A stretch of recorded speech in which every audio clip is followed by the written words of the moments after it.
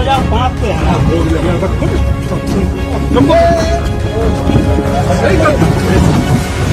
Bharatiya Janata party Bihar में लगभग 20 साल से सरकार में है। 1-2 साल निकाल लीजिए गठबंधन के तो, और केंद्र में 12 साल से।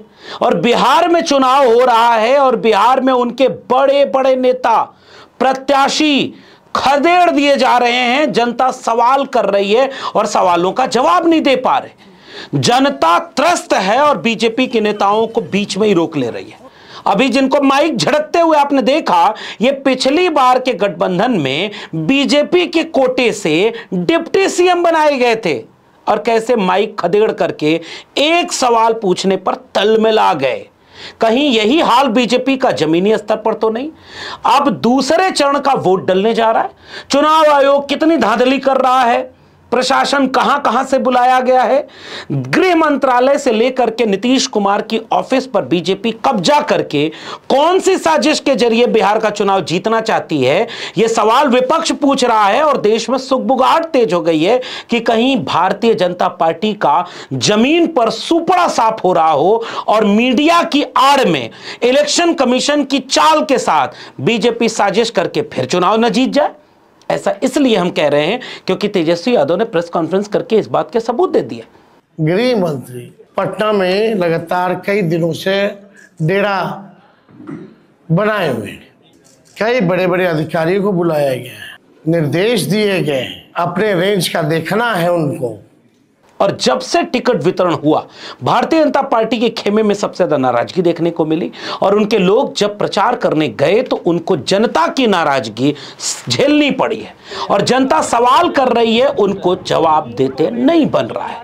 हम लोग स्थानीय क्षेत्र के नेता चुनते हैं, हम ऊपर नहीं देखते हैं। जो हमारे बीच आए, हमारे सुख दुख में साथ दे, हमारे समस्याओं को सुने, हम ऐसे नेता के तौर पर चुनते हैं। और इसी प्रकार से इसी तौर पर आपको चुने थे दीदी, लेकिन आप एक बार भी हम लोगों के बीच नहीं आए 5 साल में। नेताओं के बेटे, बड़े बड़े उद्योगपति का बेटा विदेश में पढ़ता है, हमारे बच्चे आज भी सरकारी स्कूल की व्यवस्था देखिए दीदी। आप भूले ना हो तो विजय सिन्हा मौजूदा डिप्टी सीएम की ये वाली वीडियो जरा फिर से देख लीजिए। सत्ता में आ रही एनडीए से छाती पर बुलडोजर चलेगा। अब आपने सुना होगा छाती तोड़ देंगे, पुलिस बुलाओ है, ये गार्ड गोली नहीं चला सकता था, किस बात के लिए गार्ड है, हम एक एक को जवाब देंगे।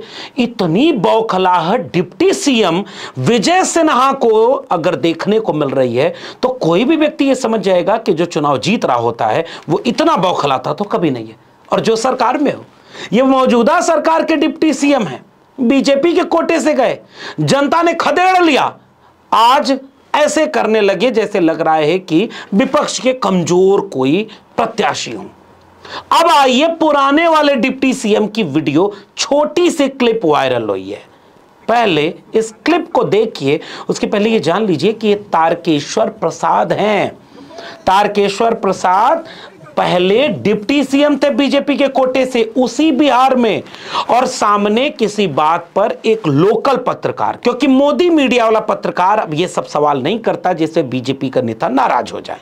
वो चाहे गृह मंत्री हो, चाहे प्रधानमंत्री हो, चाहे कोई भी हो, उनसे ऐसा सवाल पूछा जाता है कि वो मुस्कुरा कर लोट हो जाए। मीडिया चरणों में बैठा है ताकि कोई काउंटर सवाल न कर दे कि हे नरेंद्र मोदी, ये कट्टा छर्रा दुनाली की बात आप कर रहे हैं, आप देश के प्रधानमंत्री हैं, आप बिहार का विजन बताते। आपका गिरिराज सिंह अगर टुच्चा वाली भाषा बोल रहा है, हेमंता बिस्वा शर्मा और योगी आदित्यनाथ बोल रहे हैं, तो कम से कम मोदी शाह तो ये भाषा ना बोले। एक पत्रकार ने कभी ऐसे सवाल बीजेपी से नहीं पूछा होगा। कितने इंटरव्यू बीजेपी के लोगों ने दिए, एक बार किसी बड़े चैनल पर, टीवी चैनल पर आपने ये पूछा क्या कि बीजेपी का बिहार के लिए नया ब्लूप्रिंट क्या है, कैसे वो रोजगार देगी, कैसे वो पढ़ाई कमाई दवाई सिंचाई पर काम करेगी? और किसी ने यह पूछा क्या कि डियर प्राइम मिनिस्टर, ये आपकी भाषा अच्छी नहीं लगती। लेकिन जो यूट्यूबर होते हैं गांव में, कई बार वो बहुत अच्छा काम कर रहे हैं। जैसे एक यूट्यूबर है और इसने सवाल का जवाब देते देते तारकेश्वर प्रसाद, पूर्व डिप्टी सीएम बीजेपी से यह सवाल आधा ही वाक्य बोला था कि सर 2005 से तो हम आप ही को देख रहे हैं। सवाल पूरा भी नहीं हुआ, सामने से ये कलाई चढ़ बैठी और उससे कहा गया कि सवाल पूछोगे, तुम्हारी इतनी हिम्मत। फिर से जरा ये पूरी वीडियो देखिए। लेकिन मैं ही इसको बनाने में सफल हूँ। सर आप तो 2005 से है ना।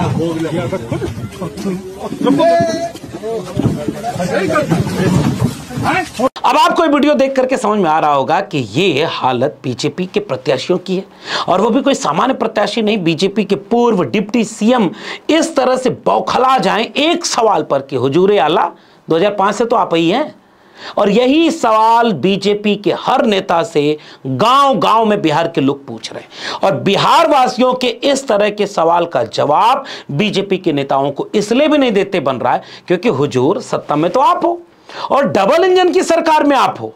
अगर कोई महागठबंधन का विधायक से नाराज होता तो कितना मीडिया चला चुका होता, अरे भाई गांव में घुसने नहीं दे रहे, अरे भाई देखो इनको खदेड़ लिया। लेकिन ये बीजेपी के लोग हैं, इनसे जनता नाराज है, इस पर कोई खबर नहीं चल रही है। अब जैसे एक खबर पिछले दिनों बिहार के लोगों ने अपने मोबाइल से शूट कर ली। जीतन राम मांझी की पार्टी का एक व्यक्ति अपने चुनाव प्रचार गाड़ी में दारू बांट रहा था। वीडियो जरा देखिए। अब आपको लगेगा वीडियो पुरानी हो गई, लेकिन हालत देखिए कि दारू बांटनी पड़ रही है उस व्यक्ति को जो केंद्र में मंत्री है, जिसकी पार्टी जीतन राम मांझी की पार्टी बिहार में एनडीए की बड़ी अलायंस पार्टनर है, और उनकी प्रचार गाड़ी से दारू मिल रहा है। कल्पना करके देखिए, यही प्रचार गाड़ी आरजेडी की होती तो अब तक छप्पर फाड़ कर मोदी मीडिया क्या क्या डिबेट करा चुका होता। अब चलिए एक और वीडियो देखिए। बीजेपी के लाल बाबू गुप्ता मोतिहारी के चिरैया से हैं, और ये प्रत्याशी मान्यवर क्या बांट रहे हैं। अब मैं इन वीडियोस की पुख्ता जानकारी के लिए दावा नहीं कर रहा हूं, इलेक्शन कमीशन को निवेदन कर रहा हूं। होम मिनिस्ट्री और इलेक्शन कमीशन इन वीडियोस की जरा जांच कराओ। ये आपके प्रत्याशियों के खिलाफ आ रही है कि गांव में खुले आम चुनाव आचार संहिता का उल्लंघन करते हुए पैसा बांटा जा रहा है, और बीजेपी के नेता पैसा बांट रहे हैं। इन्हीं की एक पुरानी वीडियो भी वायरल हो रही थी जिसमें जनता इनसे सवाल कर रही थी और बेचारे को जवाब देते नहीं बन रहा था। देखिए बीजेपी के नेताओं की हालत बिहार के चुनाव में। विधायक जी, हमारा एक सवाल है। जैसे हम लोग इंक्वायरी के लिए पासपोर्ट इंक्वायरी के लिए जाते हैं थाना में, तो वहाँ पे 1500 और 2000 डिमांड करता है। आपके पास हम कॉल कराते चंदन जी से, तो उस वक्त आप भी बोले हुए थे कि हाँ दे दीजिए, दो उससे कम कुछ देकर करा लीजिए। तो हम लोग घूस देकर काम कराएंगे, आपको वोट देंगे? बोलिए। नहीं नहीं, बात नहीं करिए। नहीं विधायक जी, आज हमारा टाइम है, हमारे पास टाइम है, नहीं तो कल नहीं हमारे पास टाइम। हमारे पंचायत में सुनिए ना नहीं, घूसखोरी बंद करे कि विधायक साहब सुना ना, सुनिए ना, अभी तक हमने एक फंड दे बाद में नहीं। अब आपको यह लग रहा होगा कि वे विधायक थे, उनके पास बहुत तो सुविधा थी होती नहीं कि बहुत बड़ा काम कर लें। नहीं साहब, बीजेपी के विधायक थे। 20 साल में से कुछ दिन घटा दीजिए तो बिहार में भी वो सरकार में है। 12 साल होने जा रहे हैं, केंद्र में भी सरकार में है। जब हर जगह सरकार में आप हो तो गांव का विकास क्यों नहीं कराया? फिर किस नाम पर चुनाव लड़ने चले गए और पैसा बांटना पड़ रहा है? बीजेपी वाले पैसा बांटते हैं, ऐसा जनता रोज कहती थी। मध्य प्रदेश, महाराष्ट्र, हरियाणा, इस तरह के जाने कितने वीडियोस आए। गांव में घुसने नहीं दे रहे थे, हरियाणा में बीजेपी चुनाव जीत गई। यहां भी बिहार में घुसने नहीं दे रहे, फिर क्या होगा बीजेपी के? क्योंकि सिस्टम, व्यवस्था, वो नायब सिंह सैनी वाला बयान याद है आपको कि हम ही जीतेंगे साहब, क्योंकि हमने सारी व्यवस्था ऐसी कर रखी है। हमें तोड़ जोड़ की जरूरत नहीं पड़ेगी। नहीं देखिए, मैंने आपसे, अगर मेरी बाइट आप देख रहे होंगे पिछली भी, मैंने शुरू से ये कहा है कि भारतीय जनता पार्टी एक तरफा सरकार बना रही है। हमारे पास सारी व्यवस्थाएं हैं, आप चिंता मत करिए।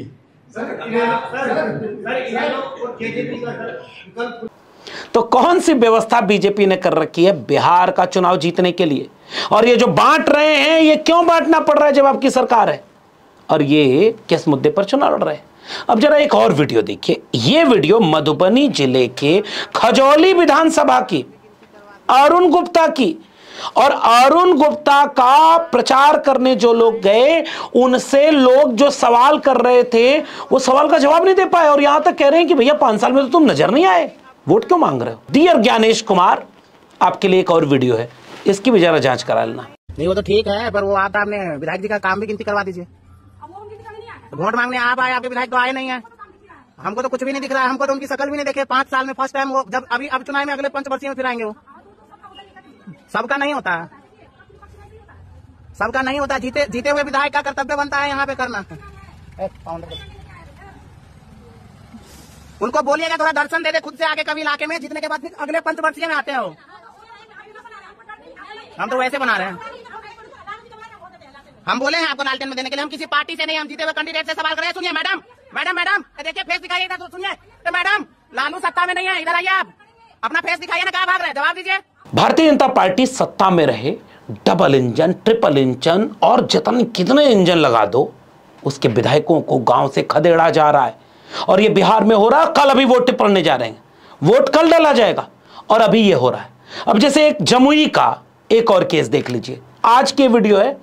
जमुई से श्रेयसी सिंह बीजेपी की विधायक उम्मीदवार, और कैसे वहां के लोग खड़े होकर के सवाल पूछ रहे हैं। एक नहीं दो वीडियो, मैं चाहता हूं थोड़ी देर के लिए दोनों वीडियो को ठहर करके देख लीजिए। हम लोग स्थानीय क्षेत्र के नेता चुनते हैं, हम ऊपर नहीं देखते हैं। जो हमारे बीच आए, हमारे सुख दुख में साथ दे, हमारे समस्याओं को सुने, हम ऐसे नेता के तौर पर चुनते हैं। और इसी प्रकार से इसी तौर पर आपको चुने थे दीदी, लेकिन आप एक बार भी हम लोगों के बीच नहीं आए 5 साल में। नेताओं के बेटे, बड़े बड़े उद्योगपति का बेटा विदेश में पढ़ता है, हमारे बच्चे आज भी सरकारी स्कूल की व्यवस्था देखिए दीदी, आप आज भी देखिए सरकारी स्कूल की व्यवस्था है। आप लोगों का इलाज, नेताओं का इलाज, बहुत बड़े बड़े उद्योगपतियों का इलाज जो है कि लंदन में होता है, पेरिस में, अमेरिका में होता है, लेकिन हम लोग घुट घुट के मर जाते हैं। हमारे आंखों के सामने हमारे माँ को ऑक्सीजन नहीं मिलता है, बताइए हमारे दिल पर क्या बीतता होगा। आपके माँ का अगर ये ऑक्सीजन नहीं मिलता आपके आंख के सामने और वो मर रही है घुट घुट के, आपके दिल पर कैसा बीतता होगा बताइए। हम लोग भी इंसान हैं क्या मैम? हम लोग भी फिर 5 साल के बाद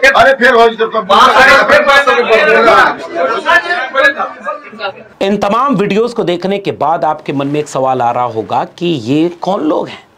जनता में इतना विरोध, रैलियों में इनके भीड़ नहीं। आपने कभी प्रधानमंत्री नरेंद्र मोदी या अमित शाह की वो वाली रैली देखी क्या, जिसमें बिहार में लहर है, सुनामी है, ये है वो है? वरना मोदी मीडिया अब तक छप्पर फाड़ करके बीजेपी की सरकार बनवा चुका होता। हालांकि अभी भी वो अंदर खाने की कोशिश कर रहा है। एक कोशिश बीजेपी कर रही है, एक कोशिश मीडिया कर रहा है। लेकिन हुजूम, सैलाब, जनता का, भीड़ का पूरा दबाव महागठबंधन की तरफ था। और तेजस्वी यादव की रैली हो या राहुल गांधी, मुकेश सहनी की रैली हो या आईपी गुप्ता, दीपांकर भट्टाचार्य का जमीनी प्रचार हो या अखिलेश यादव का सुनामी वाला प्रचार हो, महागठबंधन ने तो पूरे बिहार में अपनी लहर छोड़ दी और जनता बीजेपी के लोगों को घुसने नहीं दे रही। उसके बाद 14 नवंबर को क्या परिणाम होगा, यह सब लोग सोचकर हैरान है। जनता यह समझ रही है कि भैया मामला गड़बड़ है, हम तो सरकार में रोटी पलटने जा रहे हैं। और रोटी पलटने के लिए जनता ने इतने तरह के उदाहरण आपके सामने दे दिए। पुराने कई वीडियोस को तो मैंने छोड़ दिया जहां बीजेपी के लोग गांव से खदेड़ दिए जा रहे हैं। जनता जब तैयार है तो फिर तो हुजूर दिल्ली की हुकूमत तक पे आंच बिहार से आनी तय है, बशर्ते कि मीडिया इस माहौल को कभी नहीं बनाएगा। और मीडिया गांव के लोगों को वोट डालने के दिन तक ये समझाएगा कि भाई मोदी को हराना नामुमकिन है, नीतीश तो फिर से आ रहे हैं। अगर वो थोड़ा सा सच दिखा दे तो जो लोग थोड़े से कंफ्यूज होते हैं उनका वोटर भी सही जगह पर चला जाए। बाकी जंगल राज, कट्टा छर्रा दुनाली कितना वोट ले आएगी नरेंद्र मोदी के नाम पर और कितना नेगेटिव प्रचार इनका होगा, यह भी 14 नवंबर को पता चलेगा। और यह भी पता चलेगा कि नीतीश कुमार के अपने वोटर, पिछड़े, अति पिछड़े दलित वोटर जो भाजपा की नफरती दंगाई राजनीति को कभी उतना पसंद नहीं करते, वो भी खेल करने को तैयार हैं कि नहीं। बाकी जो खेल बीजेपी के साथ हो गया, इसने पैगाम दे दिया है। बाकी इस साजिशों से हिफाजत बिहार को अपने वोट की करनी है, अपने लोकतंत्र की करनी है। देखते हैं कौन जीतता है। इन तमाम बातचीत पर आपका क्या कहना है नीचे कमेंट बॉक्स में जरूर बताइएगा। इस वीडियो में इतना ही। अगर अब तक मेरे चैनल को सब्सक्राइब नहीं किया है तो जाते थे चैनल को सब्सक्राइब करना मत भूलिएगा। बेल आइकॉन यानी घंटी की बटन दबाएंगे तो अगली वीडियो की सूचना मिलेगी। ज्वाइन करेंगे तो हमें ताकत और हिम्मत मिलेगी। अगर आप इस वीडियो को ट्विटर यानी एक्स या फेसबुक पर देख रहे हैं तो डॉक्टर लक्ष्मण यादव को फॉलो या सब्सक्राइब करना मत भूलिएगा। फिर मिलेंगे, तब तक के लिए बहुत बहुत धन्यवाद।